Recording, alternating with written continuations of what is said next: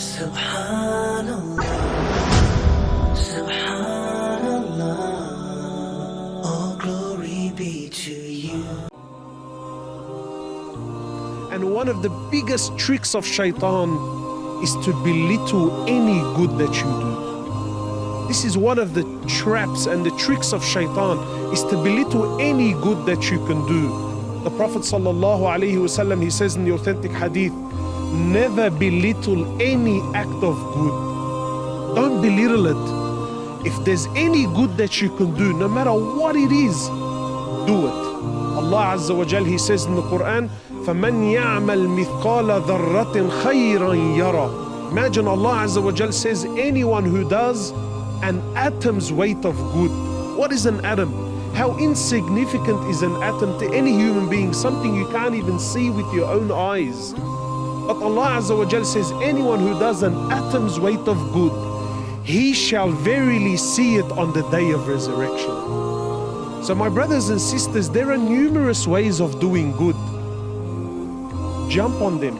Take every single opportunity that you can. The Prophet ﷺ, he says, even meeting your brother with a cheerful face, meeting someone with a smile on your face, that's a sadaqah, that's an act of charity. That's a means that Allah AWJ can reward you with good. Anything. Wallahi, it doesn't have to be dramatic. Sometimes we think that, look, if I can't give $10,000 in charity, well, therefore I shouldn't give any charity whatsoever. Why? How do you know? How do you know? By Allah, that one good deed could be the difference between Jannah and Jahannam. That one good deed. The Prophet ﷺ, he says that Allah loves the small action that's consistent. Allah loves this more than the large action, but it was a one-off. No, that consistency, even if it's small, Allah AWJ, he loves it. Any act of good, do it. Don't waste time. Wallah, my brothers, this is Shaytan at his absolute best, when he makes you feel insignificant, that whatever good you were going to do, that really in the scheme of things, what's it going to really change? No, is it good? Yes, then do it. Do it. Don't worry about how and where and why and really is it going to change anything. That's Allah's job. Your job and my job is that if Allah presents me with a situation, with an opportunity where I can contribute something.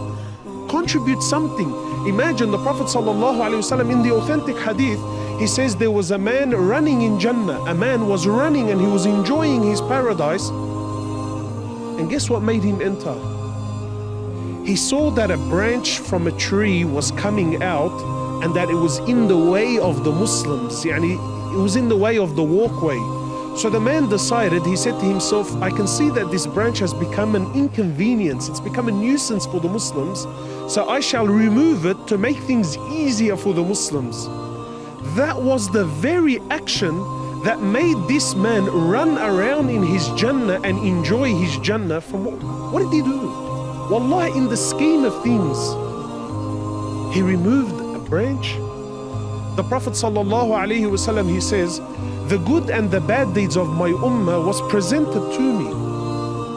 He said, and I found that removing a harmful object from the road was put in their good deeds. Something as little as this. Abu Hurairah radiallahu ta'ala anhu, in the authentic narration, he calls upon the Muslim women and he says, oh Muslim women, don't belittle any act of good, even if it's giving your neighbor the hoof. Imagine the foot of an animal. What value does that have? But to give that as a gift to your neighbor is an act of good. And this is Islam, that a believer should be the one who does good wherever he is, no matter what the situation is, no matter what the vibe. If you see an opportunity to do good, jump on it, because by Allah, you don't know what may come out of this. Think of it as a seed that you planted into the earth. You don't know what's going to come out of it. We do what we do for Allah's pleasure, and then we see whatever Allah wants to do with it. An atom's weight, you shall see its reward on the day of judgment.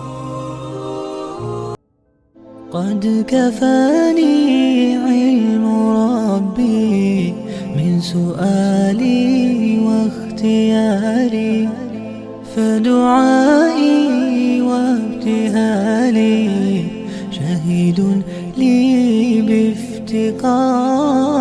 قد كفاني علم ربي من سؤالي واختياري، فدعائي وابتهالي شهيد لي